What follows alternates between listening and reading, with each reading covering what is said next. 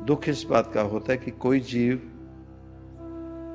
100 साल की पूर्ति में 99 साल 6 महीने 99 साल 9 महीने तक की मेहनत है, 3 महीने का ही डिस्टेंस रहता है। वो 3 महीने का डिस्टेंस इस जीवन में जन्म पा के भी पूरा नहीं कर सकते। पूर्व जन्मों में भी घाव में घुमान कहीं रह जाता है, इस जीवन में भी घुमान। वो 3 महीने की सफर को पूरा नहीं करके संपूर्णता नहीं पा सकते। जो पात्रता, जिनमें जो सरेंडर हो जाते हैं, वो इसी जीवन में 50 साल का सफर भी पूरा कर जाते हैं। जब जनक को उन्होंने बात की, राजा जनक को अष्टावक्र ने, उतने ही समय में उस घोड़े पे चढ़ने के लिए जो वो सरेंडर हो गए, उतने ही समय में पता नहीं राजा जनक ने कितने सालों का सफर उसी क्षण में पूरा कर लिया था। सरेंडर होने में इतनी बड़ी ताकत है, पात्रता होने में इतनी बड़ी ताकत है। जैसे सरेंडर हुए, उस अवस्था को पाते ही उनके पता नहीं कितने जन्मों के कितने जो साल रह गए थे पीछे, उन्होंने कवर कर लिए। ये सामने खड़ा कर दिया, ये लो। सरेंडर होने में इतनी बड़ी ताकत है, बदलाव लाने में इतनी बड़ी, सरेंडर होने में फिर बदलाव के लिए सरेंडर होना पड़ता है। वो गुरु फिर बदलाव करता है, पर हम रिजिड हैं। हम अपने भीतर बदलाव नहीं लाना चाहते। हम सोचते हैं हम जैसा जीवन जी रहे हैं दैट्स द बेस्ट। हमारे भीतर अध्यात्म खत्म हो चुका है।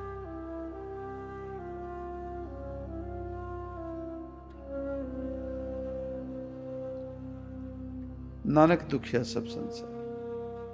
हर एक जीव दुखी है, ये ना सोचो कोई सुख। हां, वो जो बेशर्म हो चुके हैं, वो जिन्हें इंसान होने की अहमियत ही नहीं पता, महत्ता नहीं पता, उनको कहा जाता है मूढ़। एक होते हैं अज्ञानी और एक होते हैं मूढ़, सबसे गए गुजरे, जिन्हें कोई फर्क नहीं। और मूढ़ कौन होते हैं? जो जानवर होते हैं। जानवरों को सुख दुख का कोई पता ही नहीं, उन्हें सिर्फ खाना खाना है, अपना पेट भरना है। जब जरूरत पड़ी वासना में गए, काम में गए, खाना खाया, और कुछ नहीं पता। उन्हें कोई दुख सुख नहीं। वो होते हैं मूढ़, जिन्हें जीवन में कभी कोई रब का दूसरा तीसरा कोई सुख दुख है ही नहीं। और अज्ञानी वो होते हैं जिन्हें दुनियावी तौर की माया का सुख दुख लगा रहता है।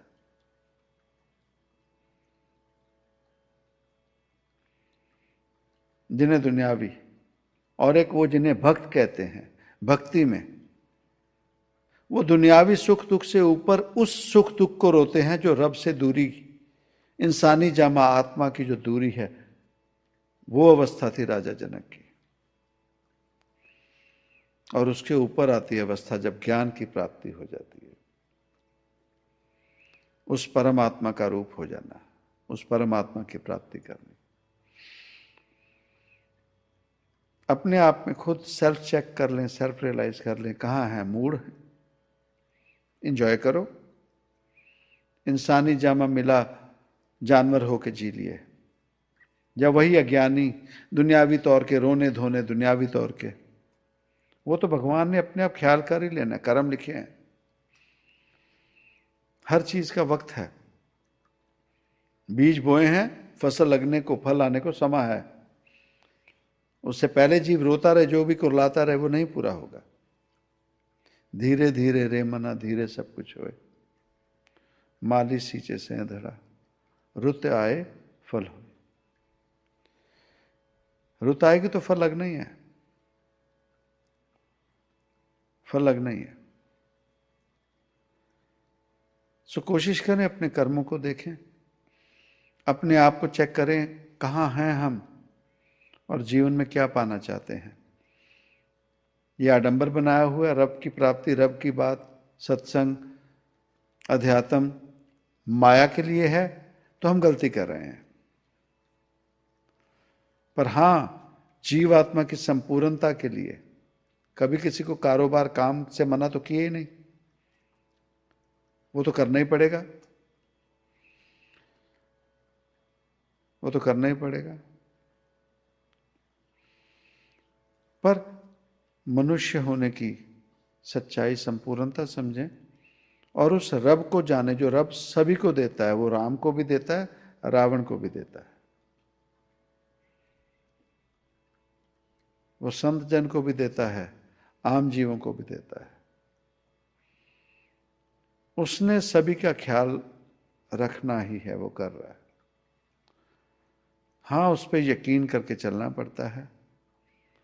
करके चलो, मूढ़ ना बने, अज्ञानी ना बने, भक्त बन के चले उसका, उस रब का सरेंडर हो जाएं।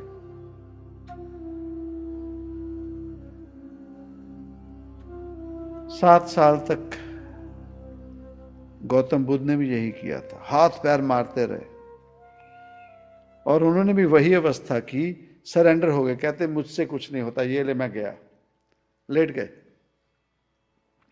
भगवान के सामने, कहते ये मैं सरेंडर हुआ। तो वो जो जन्मों का सफर अधूरा था, कई सालों का, वो सरेंडर होते ही गौतम बुद्ध को वो सफर पूरा हो गया। और भगवान कहता है यही तो कह रहे थे तुझे, सरेंडर हो, मर जा, ये ले अब, ये ले अब।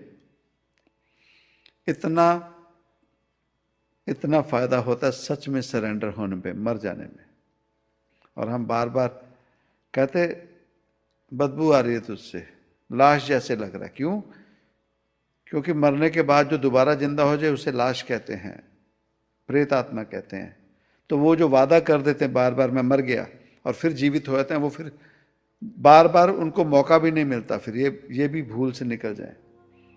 फिर तो समय निकल गया, अब तो हमें तो आदत ही पड़ गई।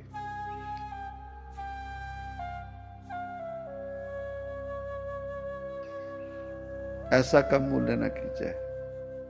शरीर हमेशा नहीं रहता, ये साथ हमेशा नहीं रहता।